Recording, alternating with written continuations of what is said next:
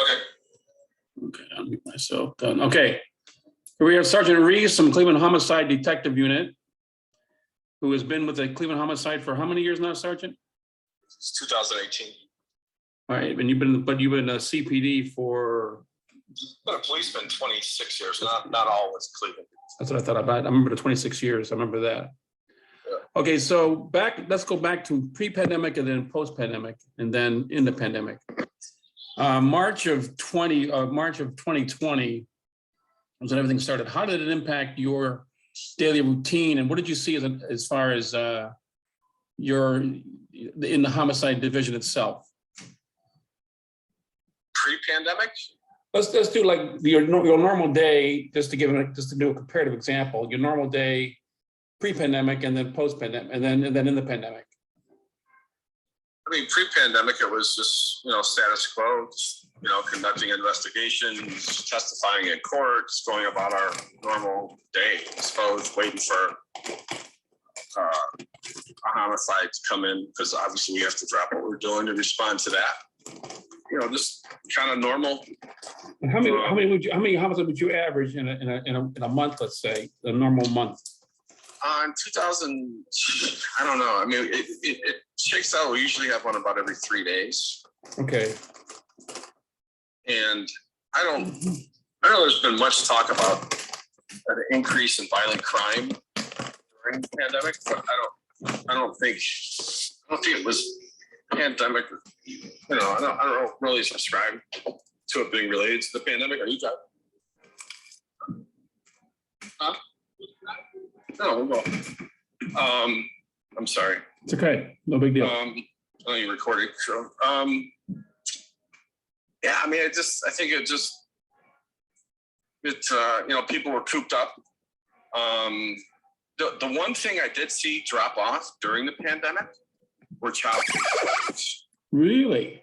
Oh yeah, because most of those are absolutely preventable, and they would happen on a weekend, usually when mom and dad are coming home from a bar, had a little bit too much to drink or whatever else they're using, and they would roll over on their child in the middle of the night.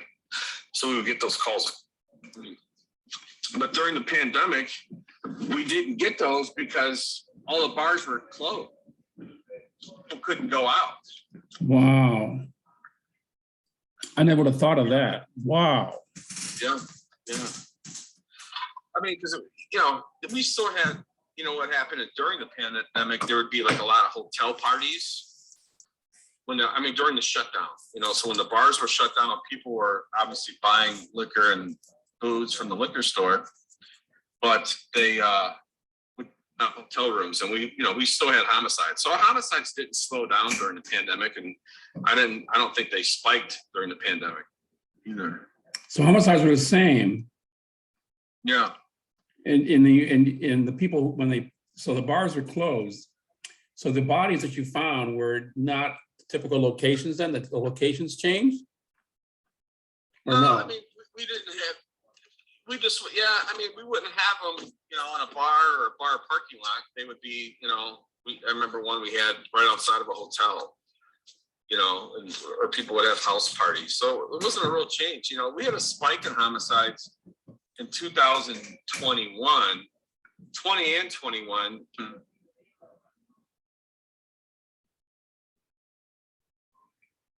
Sergeant, I lost you. I'm pulling. Okay. What was the last thing you heard me say, John? What was the last thing you heard me say? 2021, we had a spike in 2021, and that was it.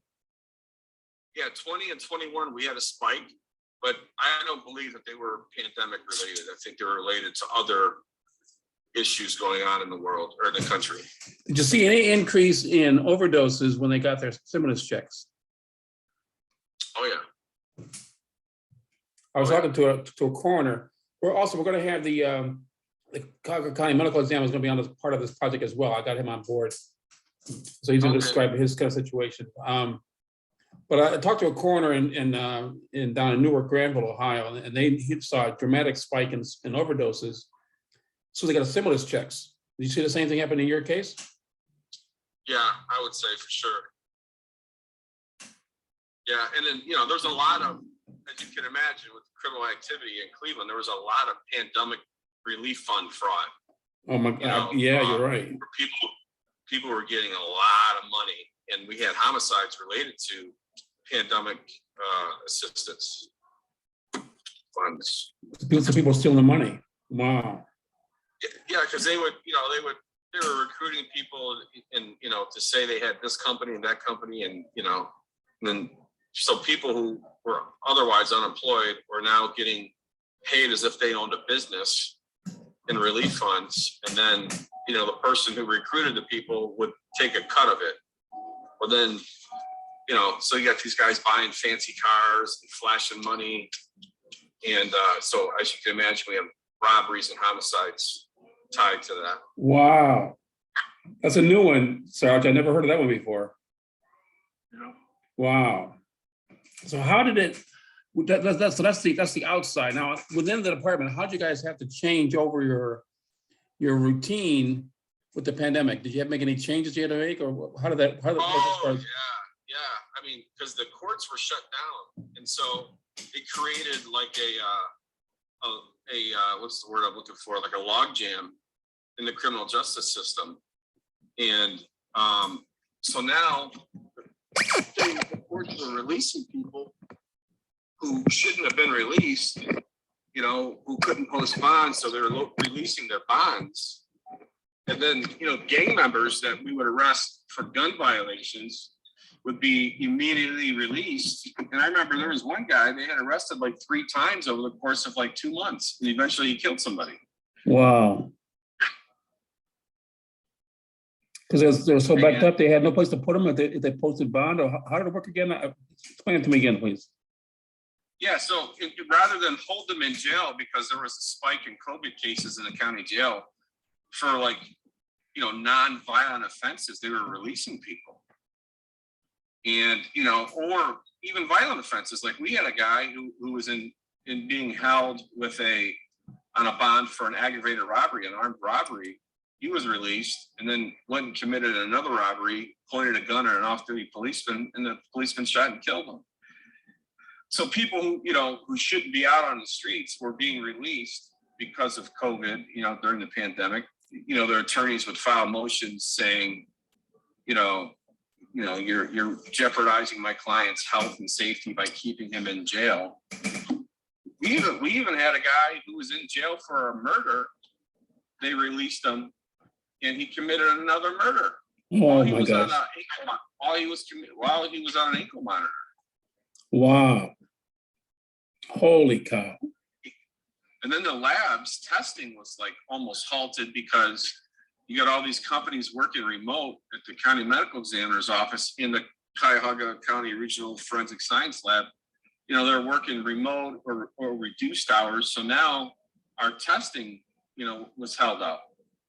And it created such a backlog of cases that it takes, I mean, I'm waiting on firearms testing from a case that was like almost a year and a half ago. Holy cow. And how soon did you usually get the number before that? Within a month before that? What's your turnaround time before? Oh, it just depends. You know, the ATF was doing a pilot here with, they got this, it's called a NIBIN band, where they were doing like remote NIBIN testing, and that stopped. And, you know, so there's a big to do right now with the Division of Police and the medical examiner's office over who's going to do the testing and continue to do the testing. But, you know, it created a significant, it kind of like put us on pause in terms of adjudicating cases. Wow. I can see that now, but not then. But I can see that now when when everybody's gone, you need test results in order to hold them. If you don't have test results, you can't hold them. Yeah. And if the jail's full. And it wasn't that the jail was full; they just were getting people out because there was so many COVID cases. That's right, COVID cases. That's what I forgot. Yeah. Now, and we were hampered for sure. Now, when it comes to your department, I mean, did you guys have to limit people as far as how many people were in your office, or how did you guys do that? So what they did is they changed in basic patrol during the height of it. they changed it to one-man cars only. So you would, instead of having a car with 2 policemen in it, you would have 2 one-man cars responding to calls for service. So you still have 2 people there for sure, for safety reasons, for sure. But you had 2 cars pull up. But you had 2 separate cars, and I think people didn't really understand it, and they were trying to grasp it. And of course, all the companies come in to capitalize off of it. They took all of our cars one day to the municipal lot, and they had companies there spraying some type of hydrogen peroxide solution in all of our cars. I think I paid for that. Yeah, that's what I mean. They're capitalizing on it. Wow. Like it worked, maybe not, probably not. Yeah. As far as when you would process your paperwork on a case, that get delayed too then? Well, yeah, because of testing, because hours were limited at the labs. We couldn't take evidence in to the lab because they had limited hours, and they only wanted so many people at the lab. Which is why in spite of all that, we still had a successful, year in terms of solve. You did, I know, I saw that, but I mentioned to Commander Pillow. When it came to when you arrest somebody during the pandemic, how did they react? Did they use the pandemic as a chance to get out of it, or as a chance to complain about it? How do they take that when you're arresting process? How did you have to change that? No, I think people would I don't think we changed too. Well, they, of course, masks. Right. The prisoner would have to have a mask on, and the officers would have to wear masks. And I just think that there was definitely prisoners who try to take advantage of it. Like, hey, I have COVID, you can't arrest me.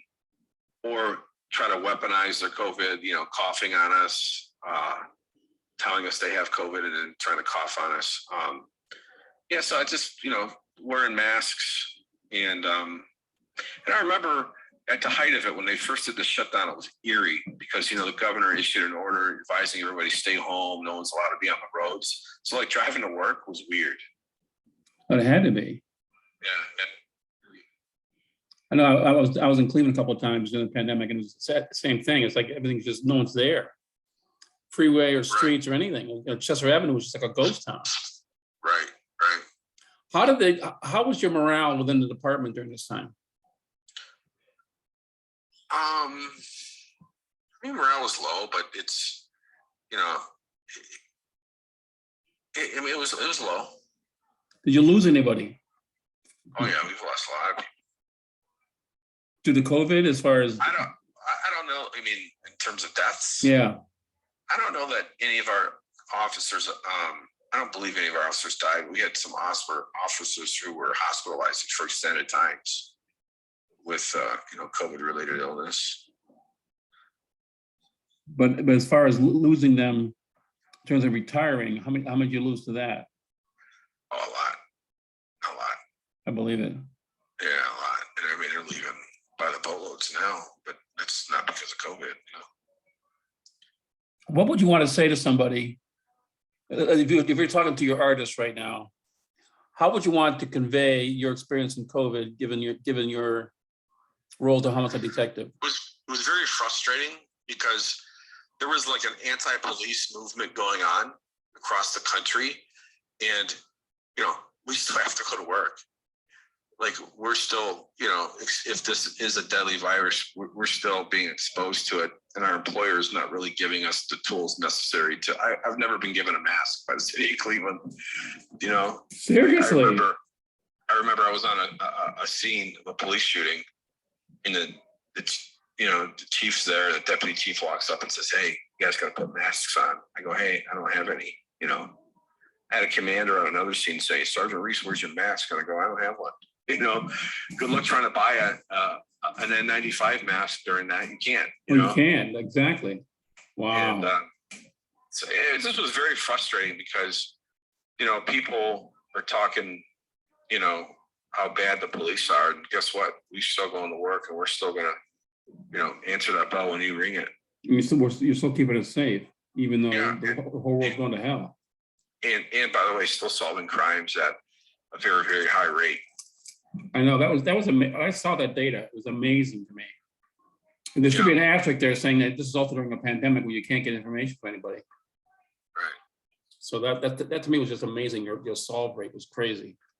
Yeah, it was disheartening and frustrating, you know. Well, I appreciate your time with this. Like I said, it's a very short period of time. I just want to get a feel for it. I will send this to art teachers, and then I'll keep a date updated as to when we get the art being processed and made. When I get a date confirmed, I'll let you know. We're looking at a gallery right now at the Trinity Cathedral downtown. Okay. They have a gallery, so I'm looking at using that. I'm going to see them on Monday to see what happens with that. So I'll keep you posted. Okay. So, Reese, thanks so much.